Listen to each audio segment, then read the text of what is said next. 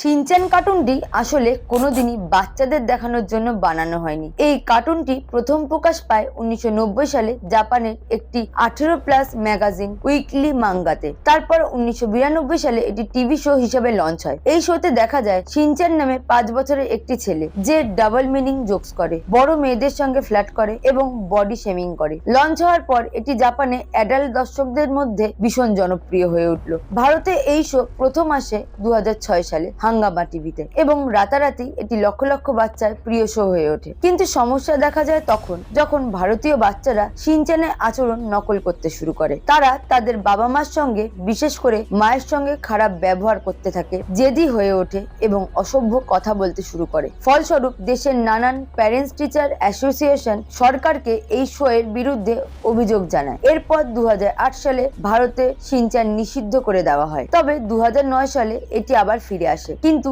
এবার কাটছাট ও সেন্সর করা ভার্সনে, যেখানে সব অ্যাডাল্ট কন্টেন্ট মুছে ফেলা হয়। শিনচ্যানের ভাষা ও আচরণও শালীন করা হয় আর কিছু শব্দ বদলে দেওয়া হয়, যেমন ওয়াইন শব্দের বদলে জুস করে দেওয়া হয়। এইভাবে শিনচ্যান জাপানের একটি অ্যাডাল্ট কার্টুন থেকে ভারতের একটি চিলড্রেন শোতে সম্পূর্ণভাবে রূপান্তরিত হয়েছে। এমনই আরো ইন্টারেস্টিং ভিডিও দেখতে আমাদের চ্যানেলটি সাবস্ক্রাইব করুন, শেয়ার করুন। ধন্যবাদ।